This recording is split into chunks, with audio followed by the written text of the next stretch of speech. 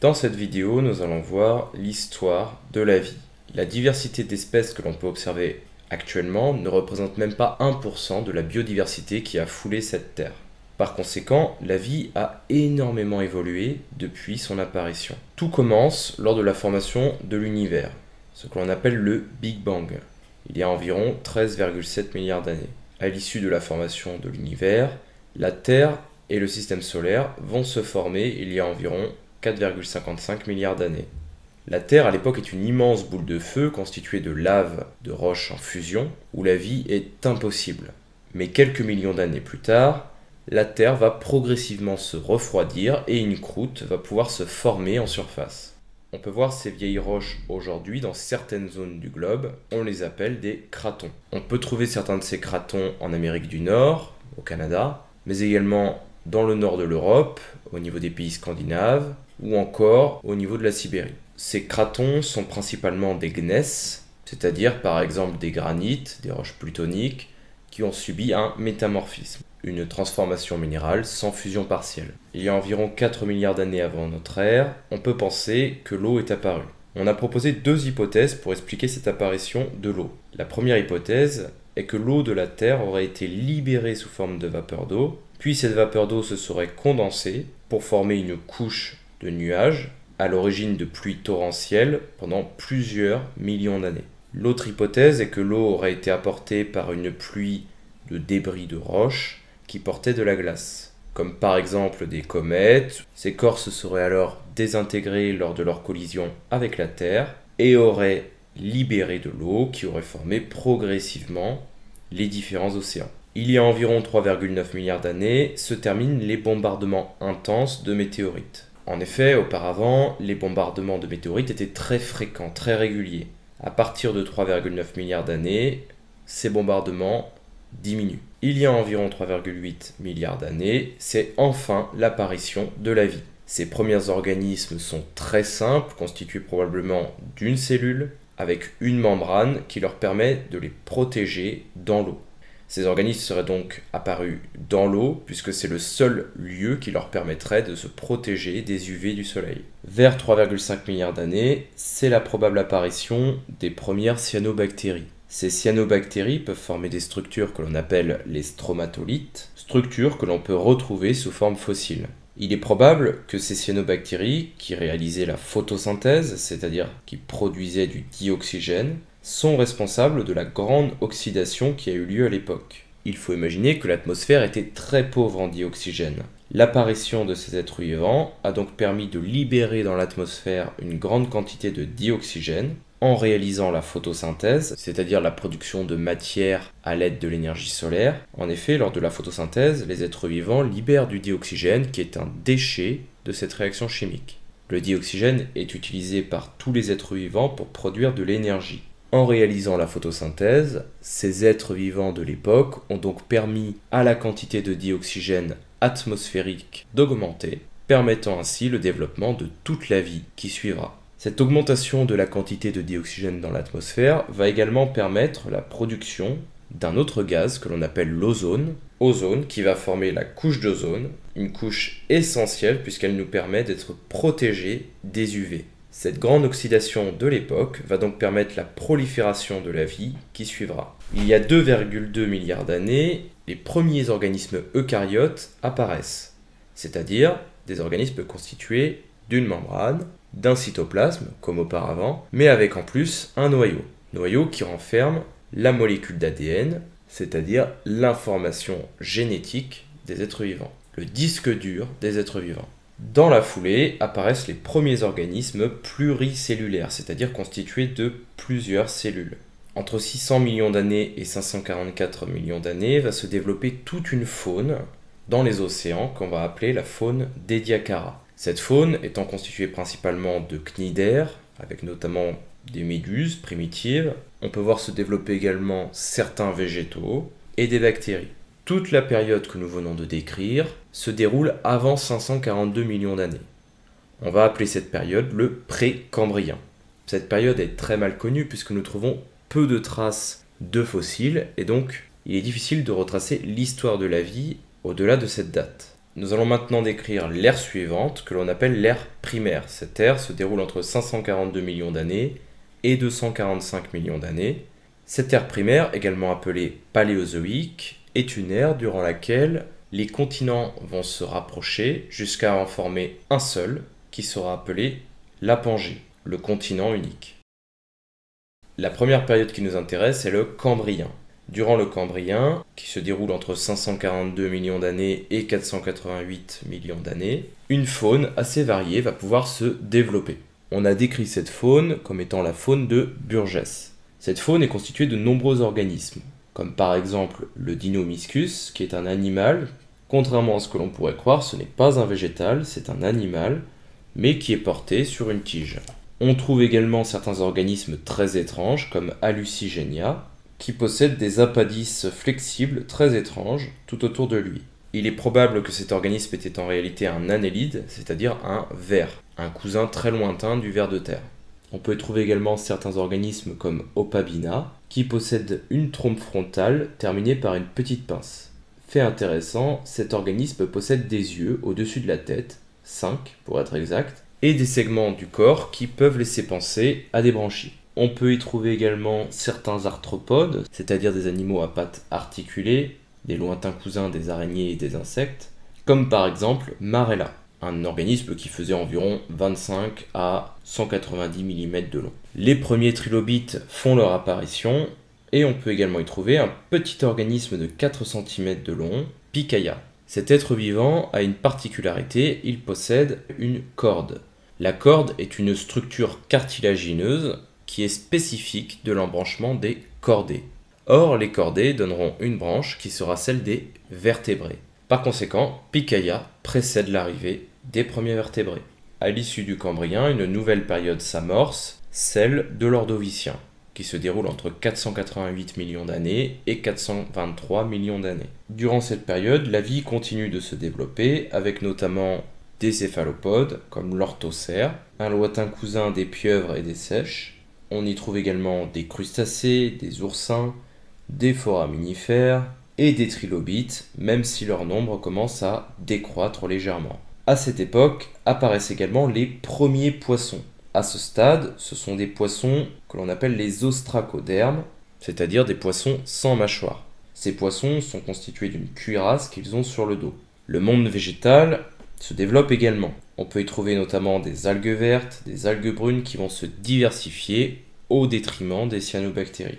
Cyanobactéries qui sont également affectées par certains animaux, comme les cnidaires qui vont former des coraux. À la fin de l'Ordovicien supérieur, les êtres vivants vont subir une grande crise biologique. De nombreuses espèces vont disparaître. La cause de cette disparition est encore mal connue, mais environ 75% des espèces vont disparaître. À l'époque, ce sont uniquement des espèces marines, puisque la vie ne s'est pas encore développée en dehors de l'eau. À l'issue de cette extinction commence le Silurien, qui se déroule entre 423 millions d'années et 416 millions d'années. Au début du Silurien, les océans ont été très impactés par cette crise majeure.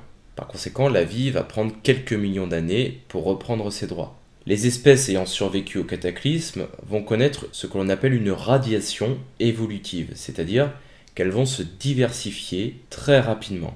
Dans la mer, le nombre d'animaux planctoniques va augmenter rapidement et les coraux vont se multiplier pour former les premiers récifs. De nombreux organismes vont pouvoir s'épanouir comme les crénoïdes, les brachiopodes ou encore les trilobites qui vont pouvoir se diversifier de nouveau. À cette époque, les nautiloïdes sont également nombreux, des lointains cousins des ammonites, et des arthropodes marins vont pouvoir dominer les océans, comme par exemple l'Euryptéride, un scorpion gigantesque pouvant mesurer près de 2 mètres. Les vertébrés, eux, ne sont pas en reste, puisque les premiers placodermes font leur apparition, des poissons à mâchoire. Ces placodermes vont très rapidement se diversifier et dominer les océans, prenant ainsi la place des arthropodes au sommet de la chaîne alimentaire. Durant cette période, la terre ferme va également être colonisée. Les premiers êtres à se risquer en dehors de l'eau seront les végétaux, avec principalement des mousses, des lichens et d'autres plantes à spores qui utilisent ce moyen pour pouvoir se reproduire. Cooksonia en est un exemple. Ce petit végétal va pouvoir se développer rapidement dans ce nouvel environnement et va mettre en place de nouvelles stratégies pour se protéger de la gravité et de la déshydratation.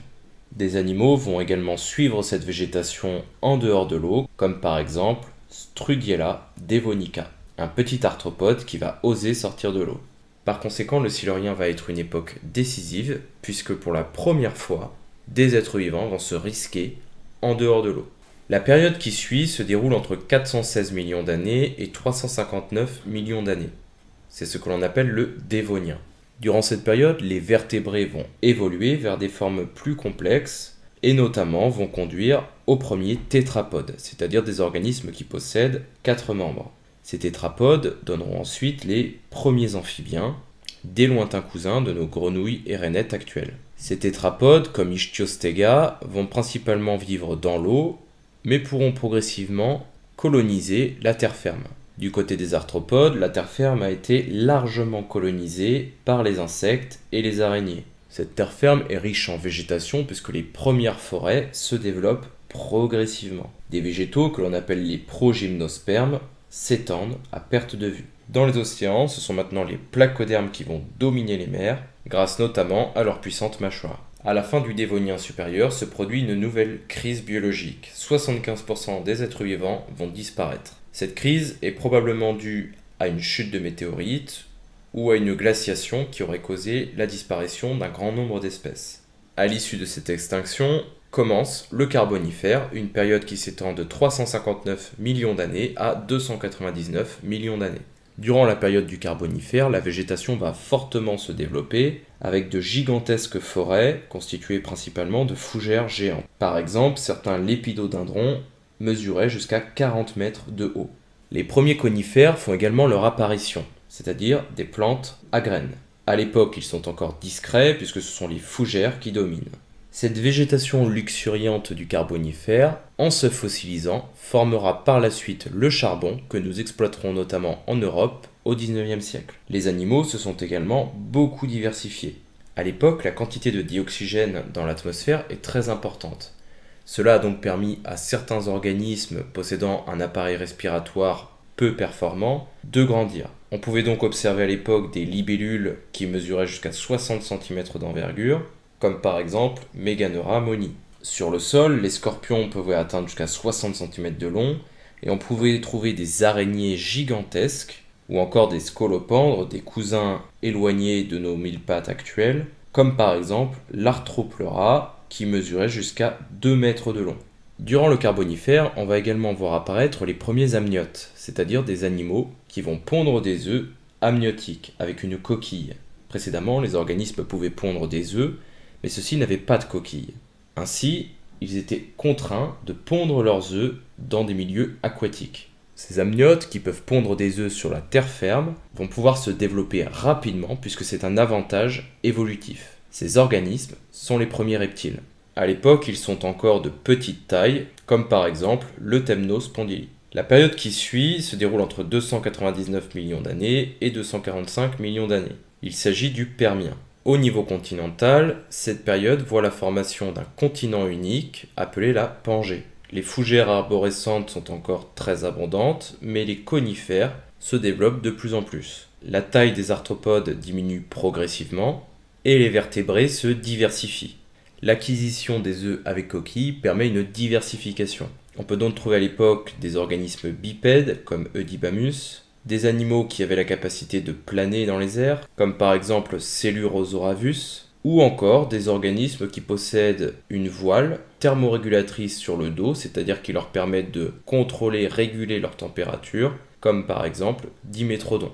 Ces organismes thermorégulateurs forment un groupe apparenté aux ancêtres des mammifères. À la fin du Permien se produit une catastrophe naturelle sans précédent qui va causer la disparition de 95% des espèces marines et 70% des espèces terrestres. Cette crise est probablement due à du volcanisme et à la collision continentale qui résulte de la formation de ce continent unique appelé la Pangée.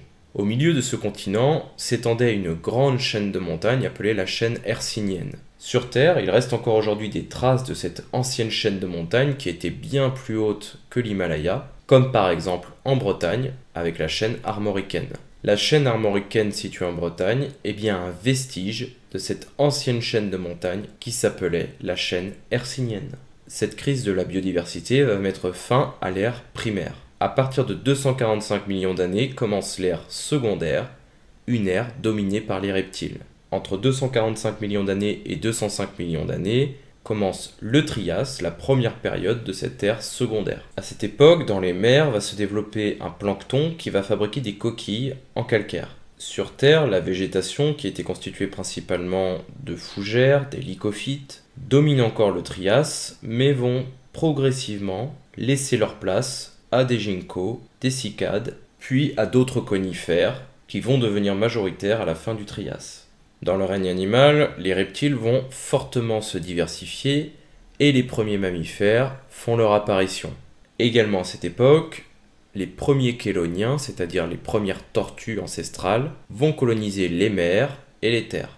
À la fin du Trias, une nouvelle crise a lieu, crise qui va provoquer la disparition de 20% des espèces marines. Cette crise va notamment profiter aux mammifères et aux dinosaures qui vont se développer durant la période suivante. Entre 205 millions d'années et 135 millions d'années se déroule la période du Jurassique. Durant cette période, les conifères deviennent majoritaires. Dans les mers, les ammonites se développent à profusion et des reptiles marins s'imposent, comme par exemple les plésiosaures ou encore les ichthyosaures. Sur la terre ferme, les mammifères sont présents, mais les animaux qui dominent sont les dinosaures. On peut trouver notamment des brachiosaures, des mégalosaures ou encore des stégosaures. Dans les airs, ce sont des reptiles volants qui vont dominer, des cousins des dinosaures. Il s'agit des ptérosaures qui vont pouvoir se diversifier très rapidement. À l'époque, on voit également apparaître des lointains cousins des oiseaux actuels, comme par exemple l'Archéoptérix. L'époque suivante se déroule entre 135 millions d'années et 65 millions d'années. C'est le Crétacé. À cette époque, les premiers angiospermes font leur apparition, c'est-à-dire des végétaux qui produisent des fleurs et des graines. Ces angiospermes sont encore peu nombreux puisque les conifères sont majoritaires. Sur Terre, les dinosaures sont encore dominateurs. On peut y trouver notamment l'ankylosaure ou le tyrannosaure. Dans les eaux, d'autres reptiles marins ont fait leur apparition, comme par exemple le mosasaure, qui était le prédateur de l'époque. Dans les mers, on peut également voir proliférer certains organismes comme les coccolithophoridés, également appelés coccolithes. Ces petits organismes vont former une petite coquille qui va pouvoir sédimenter, c'est-à-dire tomber au fond de l'eau, se fossiliser et former une roche sédimentaire que nous utilisons aujourd'hui régulièrement, puisque cette roche est la craie. C'est d'ailleurs à cause ou grâce à ces organismes que l'on a appelé cette période de l'histoire le Crétacé. À la fin du Crétacé a lieu une 5e crise biologique, appelée la crise Crétacé-tertiaire, ou KT.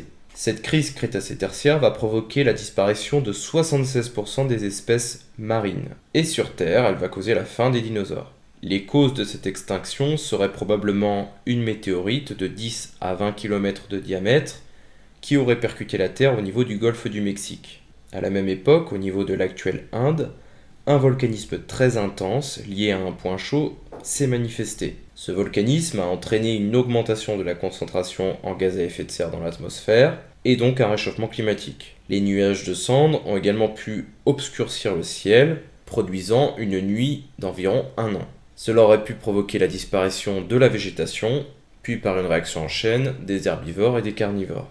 Ce volcanisme qui s'est produit à l'époque forme aujourd'hui un dépôt de lave que l'on appelle les trappes du Décan. Cette crise KT va mettre fin à l'ère secondaire, permettant ainsi le début de l'ère tertiaire. L'ère tertiaire est l'ère dans laquelle nous vivons aujourd'hui. La première période de cette ère commence il y a 65 millions d'années et se termine il y a 23,5 millions d'années. C'est le Paléogène. Durant cette période, les mammifères vont pouvoir se diversifier en prenant une niche écologique qui était occupée par les reptiles marins dans les océans et les dinosaures sur Terre. Les plantes à fleurs, elles, vont prendre progressivement la place des conifères. L'ère suivante est le Néogène, qui se déroule entre 23,5 millions d'années et 1,8 million d'années. Durant cette période vont se développer certains mammifères comme le smilodon ou encore le mammouth. Les primates sont alors nombreux et on voit apparaître les premiers hominidés vers 8 millions d'années. À la fin du Néogène apparaissent les premiers hommes permettant ainsi l'ouverture d'une nouvelle période appelée le Quaternaire. Le Quaternaire est daté de 1,8 million d'années à aujourd'hui. Durant cette période, plusieurs espèces humaines vont fouler la Terre, comme par exemple l'Homo erectus, l'Homo habilis, l'homme de Néandertal et Homo sapiens, l'homme moderne. Depuis la création de la Terre, la vie a donc connu de nombreuses extinctions. Mais ces extinctions étaient toujours naturelles. À l'issue de ces crises, les espèces se sont de nouveau diversifiées et la biodiversité a évolué. Actuellement, nous sommes en train de vivre une nouvelle crise de la biodiversité qui a commencé il y a environ 2 siècles. Cette crise de la biodiversité, pour la première fois de notre histoire, a été causée par autre chose qu'une cause naturelle. Elle a été provoquée par l'homme. Elle est d'origine anthropique. Cette crise est importante puisqu'elle a déjà causé la disparition de nombreuses espèces. Voilà pourquoi les scientifiques pensent que nous sommes actuellement en train de vivre la 6e grande crise des temps géologiques. Et la cause de cette crise serait l'homme.